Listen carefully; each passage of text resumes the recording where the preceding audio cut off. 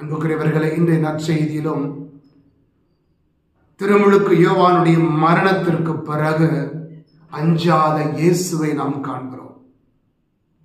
திருமுழுக்கு யோவானுடைய மரணம் ஒருவேளை காயத்தை ஏற்படுத்தியிருக்கலாம், வேதனை ஏற்படுத்தியிருக்கலாம்.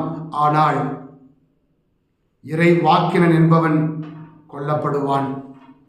இறை வார்த்தையை முன்னிட்டு கடவுளுடைய வாக்காக நான் செயல்படுகிற பொழுது, கடவுளின் செயலாக நான் மாறுகிற பொழுது அங்கு எதிர்க்கப்படும் அடையாளமாக இறை வாக்கினன் இருப்பான் என்பது இயேசுவுக்கு தெரியும்.